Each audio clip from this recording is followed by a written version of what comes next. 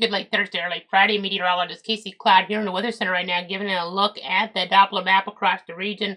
While there's not that much spatial coverage of shower and storm action, we do have an area there that is producing some pretty heavy rainfall into our parts of St. Johns County right now here in that 2 a.m. hour. So there's a flood advisory that just got issued here in the last few minutes. And now we're watching rip current risk as we're looking across the weekend, but the rainfall, that's going to just already put a damper on things more than anything with the storm acts and the lightning around at times. So we're looking around Volcano Beach here. This is some pretty heavy rain in the last hour.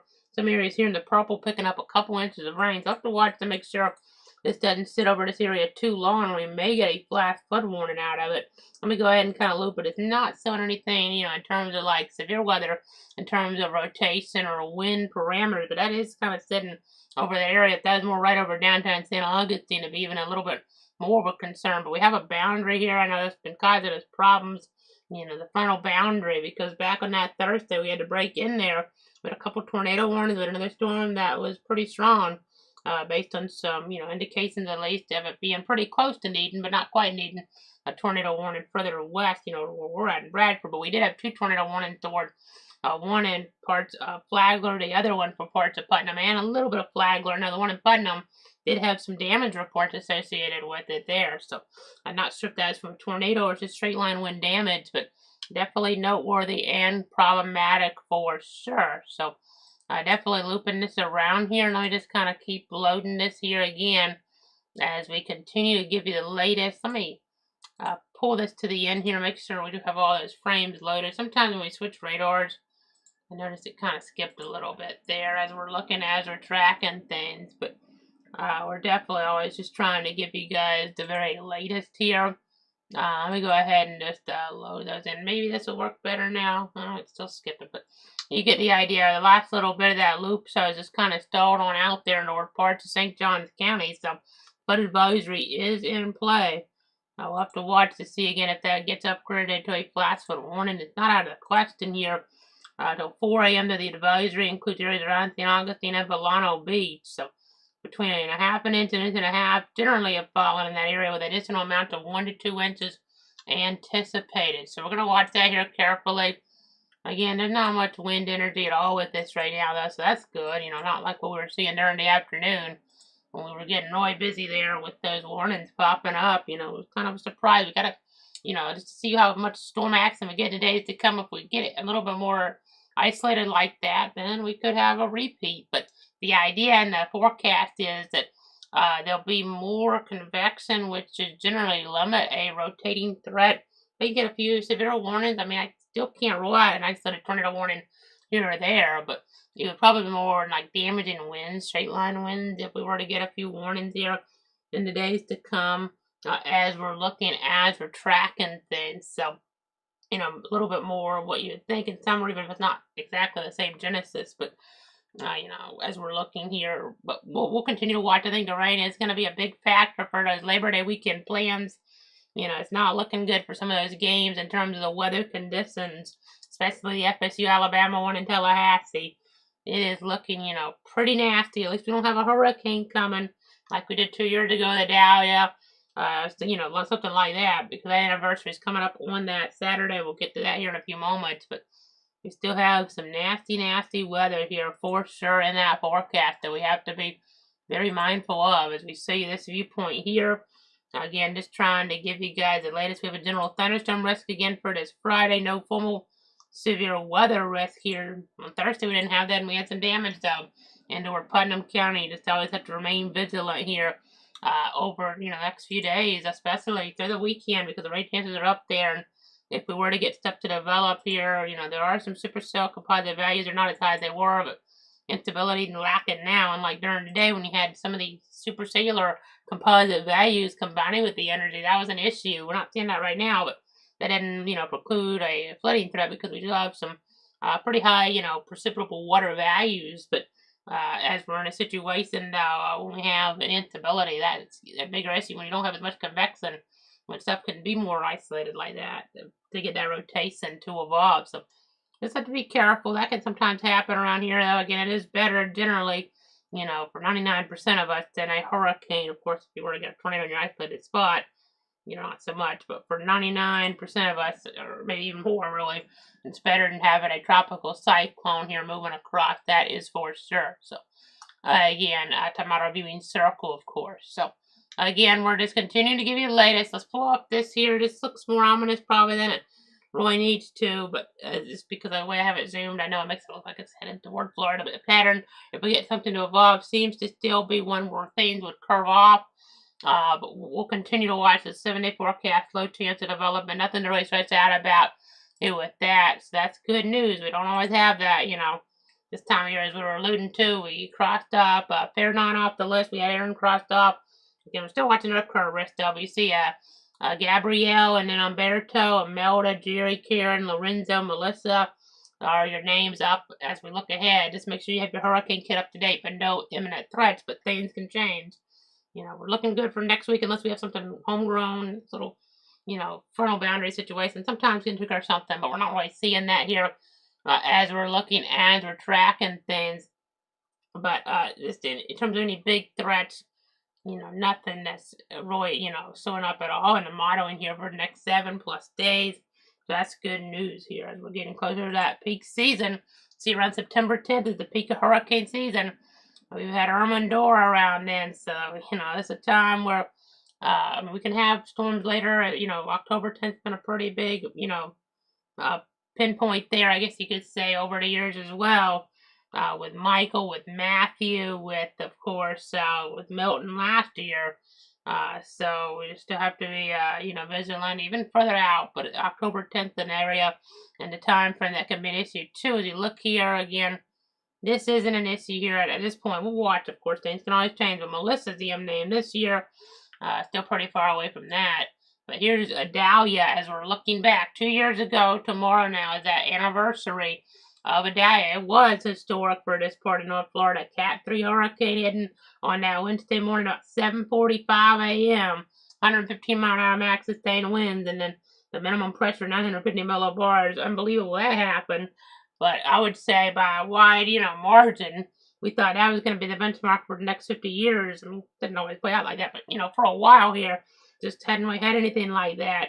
And it was a big deal when it happened. And then Helene, really was quite a bit worse here. As you see this graphic I put together, the worst tropical cyclone based on my analysis here of the data, the information since 1950 by county here locally. This is a graphic that took a lot of time, a lot of effort, because, wanted to get this right here for everybody, because we want, you guys to kind of know, but what was the worst storm? Like, I remember this one. I don't want you guys to remember one. Well, like sometimes people, and I know we did have tornado warnings around Bradford County because of Michael, but some people say, well, I went through Michael here in north central Florida, but it wasn't, we didn't really get direct impacts from it here is my point. This kind of, not even close. I mean, this is, something here. We just had bands with some rotation, some tornadic weather, but, this just kind of gives you an idea of where the worst storm accident has been. I mean, we've had some nasty ones, Irma being the worst here in Bradford in the last, 25 years since I've been here, give or take, as we're looking, as we're tracking things. I mean, Helene, Francis, Jean, probably, if you had a list of like the top 4 worst for Bradford here since, 2000 or something. I haven't gone through the data, so I'm just doing this off the top of my head. I'm like, when I this graphic, I went through a lot of data to make sure I got it right. Still it's subjective, but, I would say if you're talking about Bradford since 2000, probably, Irma would be at the top of the list. It's not much of a question. And then after that, it's a debate between Francis, Jean, and Helene. As we're just kind of watching things, and I may be forgetting other storms in there. I mean, Matthew, it kind of skirted us out. It wasn't really that bad here in Bradford compared to some of the other cyclones that we've had. But yeah, those 4 in general. Francis, Jean, of course, talking about Helene, but then Irma being the worst for Bradford since 2000. But since 1950 it was Dora. There's really no doubt about it. Looking at everything, I mean, some backyards maybe a little bit different here. But, you can see on the general level for Bradford, for Union, for Putnam, for Clay, St. John's, Duval, Baker, Nassau, Camden, and Charlton. It was about Dora there in 1964, that fateful storm, that hurricane, the last one still, to make that direct landfall on the Atlantic coast of northeastern Florida here. We have not had on the Atlantic coast. We had Irma, and there's have big impacts and storms come across, and Charlie came across, and it was still a hurricane, I believe. It went off at like Flagler, but my point is, coming from the east per se, or southeast, or whatever, coming from the Atlantic waters, we have not had a hurricane make landfall in northeastern Florida coming from the Atlantic since Dora in 1964. That is really unbelievable. And one day that's going to change. We're going to have a new storm, and it's going to be one to talk about.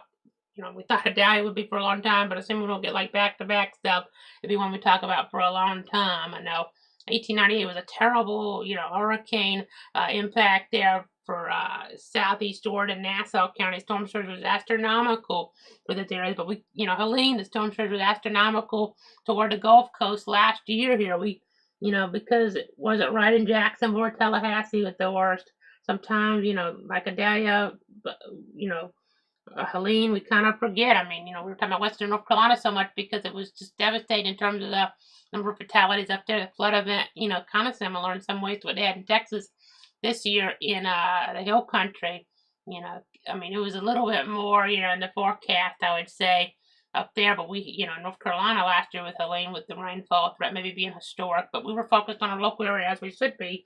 The tornado warnings, we had this. The worst hurricane, worst tropical cyclone, as they used to see a tropical storm in there. Alberto in 94 is so bad. Worst tropical cyclone since, at least 1950 for 23 of our counties here. So we had to focus on our area. Dixie, Horseshoe Beach is to devastation. As you're tracking things there, you think about, more problems. Dowling Park got hit hard by Idalia. But you still had big impacts there from Helene, but Asta got hit so hard as we were tracking things there. In some ways, and I hate to say it, I said it the other day, in some ways, some folks in emergency management and like have said, Idalia did do a little bit of a favor, not much, but it did, some of those weaker trees, it knocked them out of the way. So there wasn't quite as much to clean up because Helene was taking down some of the stronger trees. Generally, not always, correlated, and, both were deadly, still horrible, both storms, but, it's just the idea here that, it did kind of also get folks prepared a little, but, knock down some of the weaker debris, but both were still terrible, and it's unbelievable. Helene just went up to Idalia. Idalia was something we thought we'd always kind of be, talking about here. We still will, but it's not the benchmark storm, for any of our counties now, because Helene went up to there. Maybe a few backyards, sure, a tree falls, and, for you, it's worse. But in general, Columbia County was very hard from Helene there. That 04 season was bad too, but Helene was worse. Irma was bad in Columbia County, but Helene was worse. As they're looking there, Waycross, they, had just terrible, situations of trees falling there. We had a fatality there, from emergency crews out there in southeast Georgia as well, trying to get out in the storm. You think about your folks around Coffee and Atkinson counties there. Think about the Douglas community being hit so hard, just terrible, terrible stuff, obviously. As we're tracking things, I know Kate from 85 still stays up on here, which is remarkable. Absolutely remarkable here because of it, being a storm in November on Thanksgiving. And we really did not, and Tallahassee got lucky from Helene. They got hit so hard by the tornadoes last year. Before Helene, of course, they dodged some, of these storms here west or east a little bit with Michael being, still bad. Hermine was, one that came almost a little closer, but it wasn't as strong as Kate.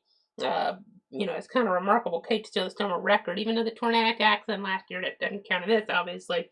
It was in May, not tropical, but obviously, but that was something that was kind of up there with Kate, but that's the only thing that compared to Helene that would have taken that track. We thought it might take the hurricane center track, think of the center line at least. Of course, the cone had everybody, around, on guard, but a situation here, as we're tracking things, Tallahassee, there wouldn't have been no doubt where the storm of record was, and it could have went more up toward Macon and Atlanta, ended up kind of veering a little bit here in terms of the overall situation. So, something to take note of. And you see Levy, it's crazy, Idalia and Helene, either one, the storm of record there, because Hurricane Easy in 1950, Hurricane Easy there in 1950. This one was looping around, brought, multiple many feet of rain there, maybe, 50 inches maybe, on a Pistolito ward part to Levy County there. Just remarkable was Hurricane Easy there in the war 1950. So, under the unofficial rainfall number, I think they had said at one point they thought they, had it as the official record, but then it was something where, according to some of the unofficial data here, just so much precip. I mean, 45 inches or so of rainfall. I mean, just absolutely devastating for those folks. And some of the numbers I see here, like, in just maybe one day, unofficially, maybe 38. Because I think at one point they had it at the official record and it got changed, supposedly. I'm not sure, but at one point they had 38.7 inches in one day for Yankeetown there. So did some of the data. Let me just look to see, because kind of at one point folks weren't sure about that. Let me see what the state tropical cyclone rainfall record is here off the top, because sometimes these things will kind of change around here, from time to time. Okay, it does so easy on there.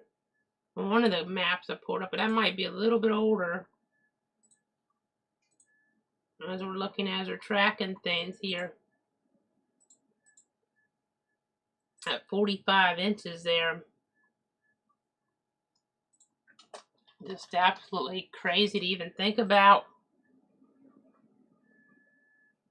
We've had storms like Debbie in 2012 produce a bunch of rain, but it wasn't up there with 45 inches. So, again, just trying to give you guys the latest on that, obviously.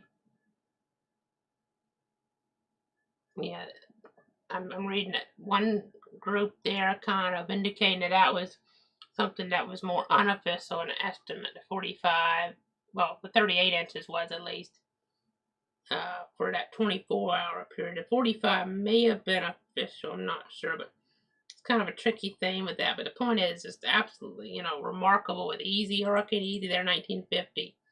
So again, just, unreal rainfall amounts, kind of like the Harvey there was for, it was kind of like Hurricane Harvey in Texas was out there. This Hurricane Easy in 1950 was for folks in Levy County. So, you see, I'm making the top, the list there for parts of Alachua and Marion counties, Matthew for Flagler.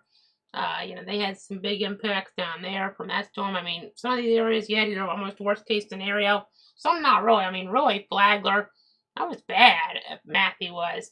And David, was bad in Glenn County, but these are way off of their worst case scenarios. I mean, that 1898 hurricane in the north-southeast Florida, definitely more of a worst case scenario there if you go back and read. But of course, we're just going from 1950. Of course, the Alberto flooding southwest Florida there was catastrophic there. I mean, we're talking about some towns under feet of water.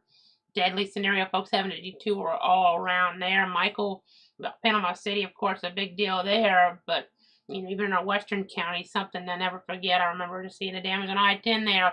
A couple months later in Gadsden County, and Liberty County was hit hard. Franklin County, up in the South Florida, I believe we had a fatality in Donaldsonville, there in Seminole County. So, Bainbridge was hit hard by Michael. I mean, some of the areas, even Albany was too. But you see how I have it over like Turner County. They weren't hit quite as hard by the flooding from Alberto there, based on what I've read and looked through.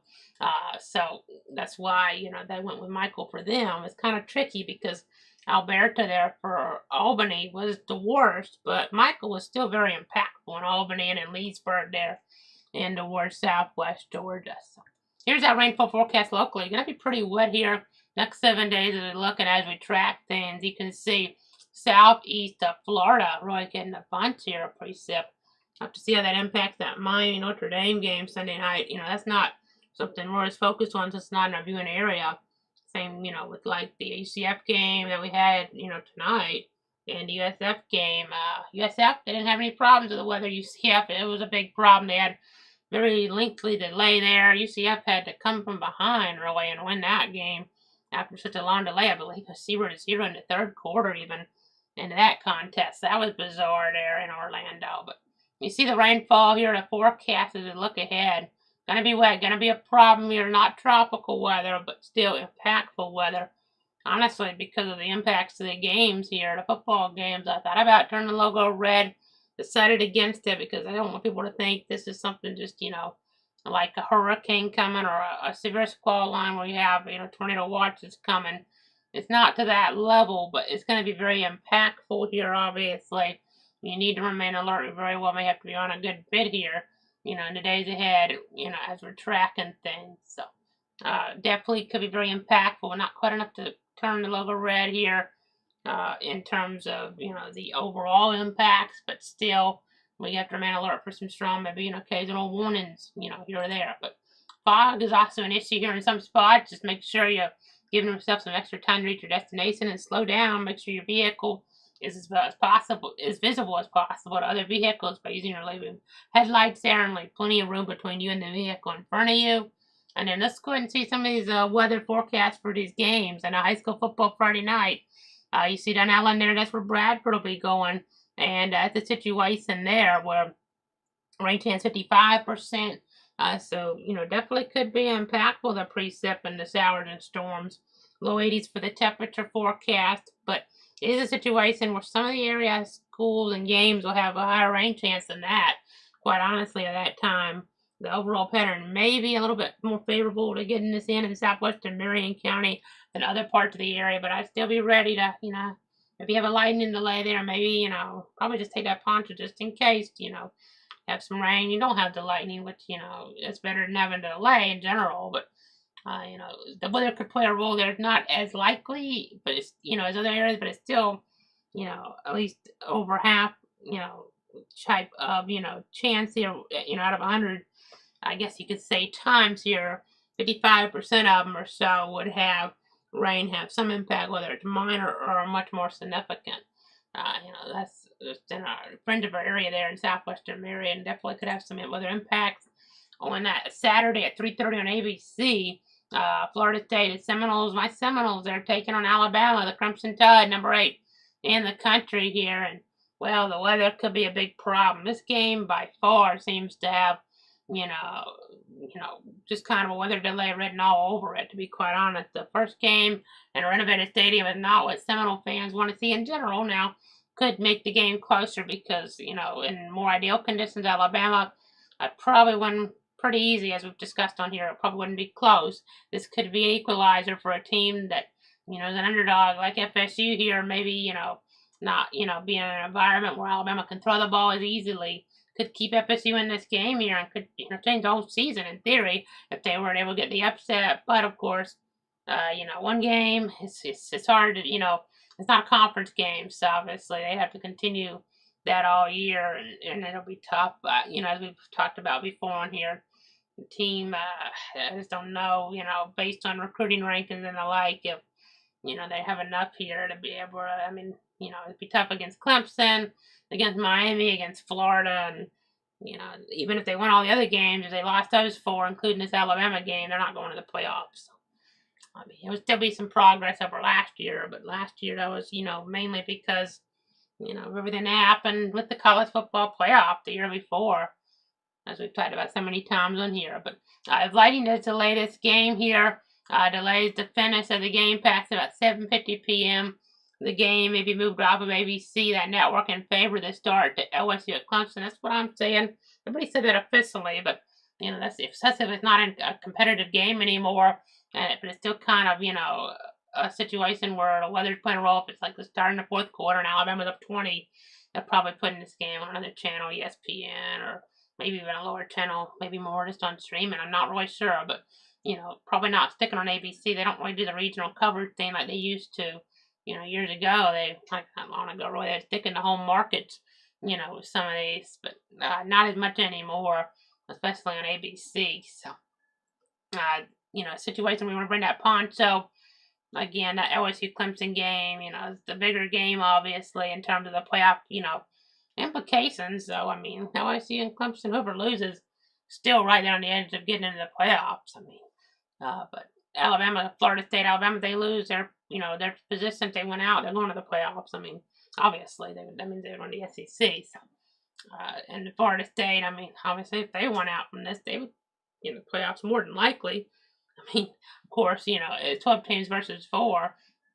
FSU didn't lose in 2023. I still can't get over that, but FSU didn't lose in 2023, and they didn't make the playoff. And, well, this time around, even one loss, but probably still good. I'm in, but more than that, coming out of the ACC, it might be tough. I mean, might be a situation where FSU would have to run the table after the Alabama game to get into the playoff. As we're looking and tracking things, I know, winning that conference would be critical. Well, USF looked tonight, they've been very well. I mean, if they won all their games, they'd be in the playoff. So they have Miami, and they have Florida ahead the next couple of weeks or so. So USF would get that group of 5 slot, and then, I mean, let's say there's 2 groups, let's say some other team, Boise State obviously lost out of the Mountain West, but let's say there's another group of, it may not be group of 5 anymore, maybe group of 6, whatever you want to call it, not this, the power conferences per se.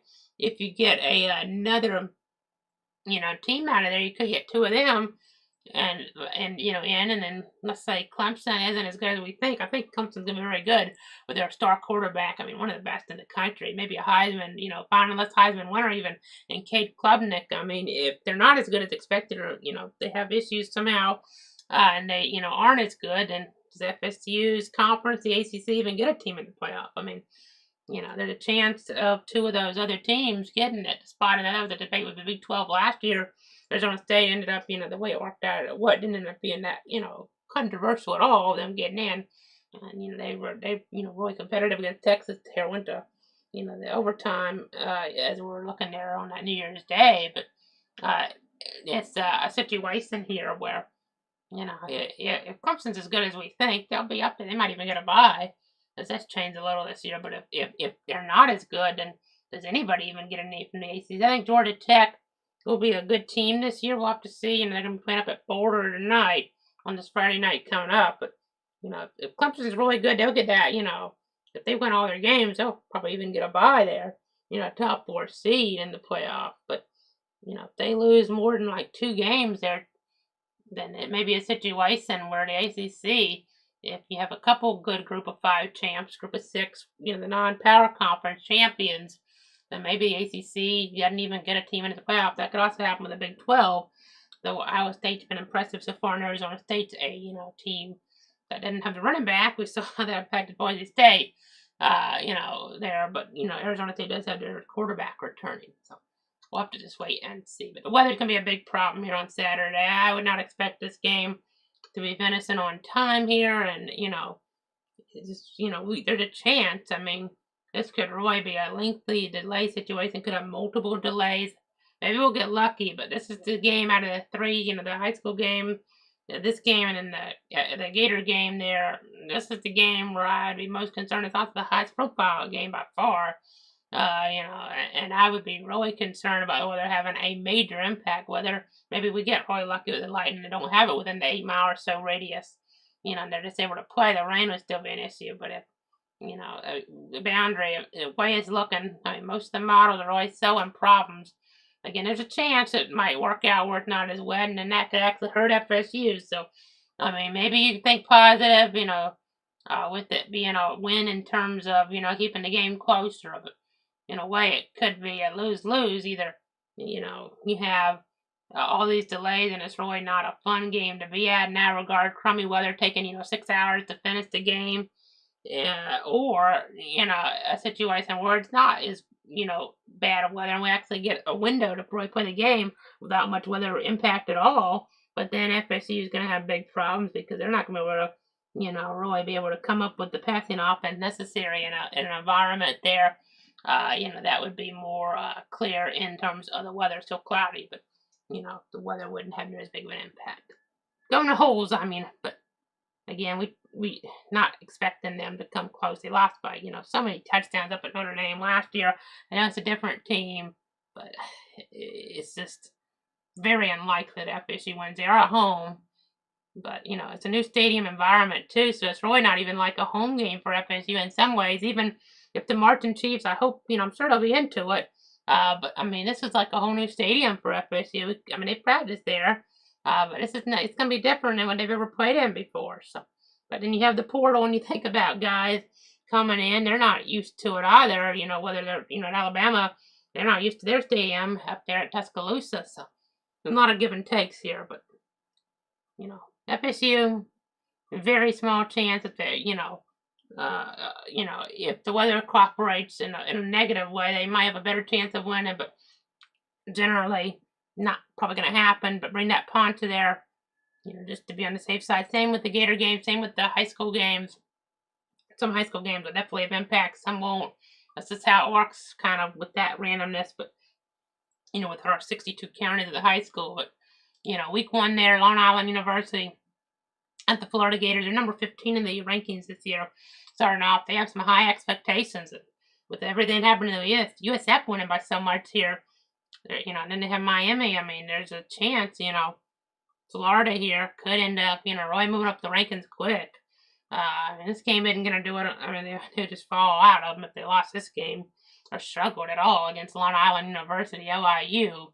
They're expected to win by many touchdowns in this game, assuming the weather, doesn't impact it with delays or cancellation. But, ESPN Plus, SEC Network Plus is where this is, just on the streaming platforms, in general there. But around 80 degrees, 60% chance of rain, shower, and storms, definitely possible. But, yeah, I mean, if Florida wins, USF game coming up by a lot, and all of a sudden Florida, they could be a top 10 team, and then you never know. But I don't actually really see it. They only won 7-8 games last year.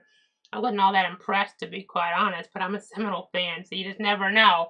I know the quarterback DJ Lagway there, high expectations for him, but have to see, if he doesn't stay healthy, then they have to go to the backups. I know. I believe the second string quarterback there to transfer on in, maybe a pretty good one based on what I've seen, but you never know.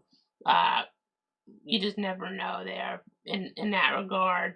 I mean, they have to, if they build significantly on last year, then they might really shoot up in the rankings. But otherwise, that's a situation here, and really, get up there in top 10, top 5. But if they're the same as last year, just kind of expecting to win based on all the high expectations, I mean, it's not going to happen for them, because you saw how bad they lost to Texas there, for instance. So again, let me go ahead and show you this rainfall, chance type of look at things here the next 7 days. 60% chance here for that Friday, 70 Saturday, broad brushing it across the region, 70% on Sunday, 60% on that Labor Day Monday. It's not looking great. A little bit drier-ish, maybe Tuesday, Wednesday, Thursday, but there's some questions there. Some models are going fairly dry. Some are holding in the moisture still, so we'll have to wait and see. You see those lows there about average, maybe slightly below-ish, depending on how you're looking at it. And the highs, I mean, a little below because of the cloud cover, because of the rainfall. So, not necessarily because it's just really cool, but, we did have some of that earlier on in rural areas getting mid-60s there Wednesday morning, but, not quite, in a pattern here where, with this cloud cover, that would be a little less likely, especially the next few days here. So some areas will be cooler during the day because of all the moisture, but then we'll have to watch the lightning threat as we've talked about, as we've highlighted here. Let's give you another radar update, because things are looking, and how things can change here. We were talking about, the flood advisory, maybe needing to get to a flash flood warning in St. John's. Well, everything's broke up now around that area there that we were following around, just west of Volano Beach. It's really a lot lighter now, but things can change pretty rapidly here in this pattern. And we're at 73 degrees here. It's just dark right now in the middle of the night, per se. Let me go ahead and show you real quick a broad brush of things. More regionally, you see there's a small severe risk in southeast Texas today and southwest Louisiana. That's going to be here as we look for that wind risk. You see there's a hail risk as we get out toward parts of Colorado and the like. And there's even a current warning here in the nighttime hours.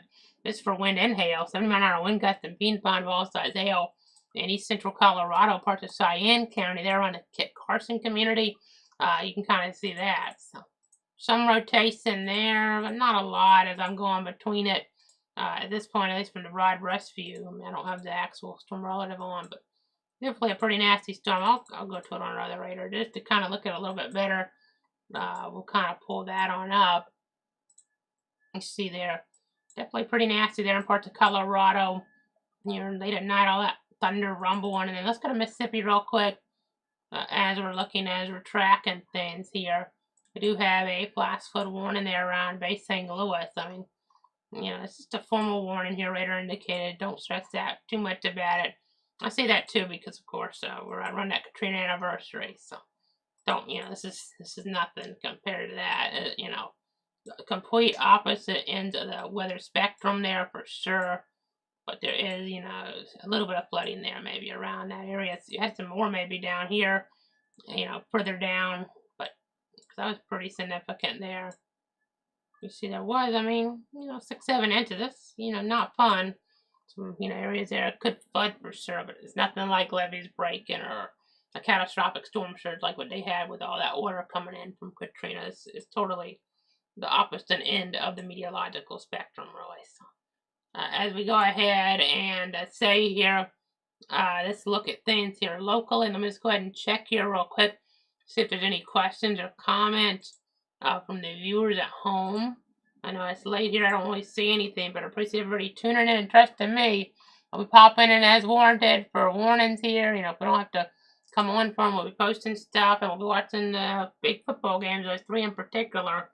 For any weather-related problems, we'll be updating you guys on that, whether it's, needing me, to come on here or just maybe posting about that. We'll kind of see how that, goes. There may have to very well, especially for the FSU one to come on, may have to come on here, have a stream go on, talk about it. We'll see that weather delay. Looks, fairly likely for that Florida State game Saturday. It's not an ideal forecast here in terms of, a fan perspective. That is for sure. So be very careful with that. The poncho for all the games really around our area needs to be, packed. And for some games, the chance of the rain is looking even higher in general. And when there's lightning around, of course, thunder roars. Got to get indoors per se. Some areas, some stadiums, and the college ones have maybe places to go, somewhat, the concourses. But, like high school stadiums, it's more about just going to the car, which in a severe warning situation or tornadic situation isn't ideal. But in this lightning, that is the best possible spot for you to go, really. So, gotta watch out for up crunch as well when the weather isn't as bad. So, don't want to be all negative because, we did have, believe it or not, on that Thursday, for instance, some sun coming out while it was pouring down rain. That was something. If you go back and look at the coverage there on that update when we're watching that rotation around Bradford, we had some of that sun coming out with the actual rainfall. So that was an interesting look there at things for sure. We had about 4/10 of an inch here east to Stark on that Thursday. Definitely could have a good bit more as we look ahead in the days to come. So just stay vigilant, in terms of that. Watch out for ponding the water on the roadways and the like. And be very mindful of things here because it's a holiday weekend. A lot of events, and the weather is not generally going to be cooperating. It doesn't look like. So just giving you a heads up here multiple times. Just please, if you're going, I don't see people just canceling their plans to go to like FSU, Alabama just because of this. Because eventually they'll probably get in. The game. They'll get it in somehow. Not a guarantee actually, but a decent chance they'll still get it in. Even if it takes 6 hours or something more dramatic than that. Even starting it way late or something like that. They'll probably get it in. It's just something where weather could have a pretty big impact. It's not like a hurricane situation, of course, as we're tracking things. I know with just the overall weather here, people too just are not gonna, just give up on going to a game because of this after they pay $300 or something like that. They're gonna try to go, get out in that weather no matter what. That applies to some of these other games here too. But at FSU Alabama, one I know was a very, very expensive ticket. It's not something I'm going to. I'm not, that's just, that's something that is not cheap for sure. New stadium renovations there in play, though, and almost a new stadium, you could call it, out there. So a lot of people, playing Alabama from the SEC there. It's a situation where folks, they're not going to be giving up their tickets generally because of the adverse conditions, but really could be dangerous too on the interstate. Especially if you're making a day trip on that Saturday because of the hotel rates, which, that's another story. But as you're tracking things, some people are trying to do a all-day trip, and then that weather could be an issue on like I-10, depending on where they're coming from I-75 as well. Definitely could have slick spots, definitely could have accidents. So Be very mindful here. You know, even on the local highways in Tallahassee and Gainesville, could have accidents as well with all those slick spots on the roads. And even, you know, if we get a whole bunch of rain real quick in a spot or two in the wrong spot, that could even lead to some, you know, flash flooding concerns. So just be mindful. We'll keep you updated. Stay safe. Have a great night. Again, we'll be back here as needed in the days to come. Try to enjoy that Labor Day weekend. Happy Labor Day here. But again, we're going to be watching the weather for you. Please, please, please stay safe.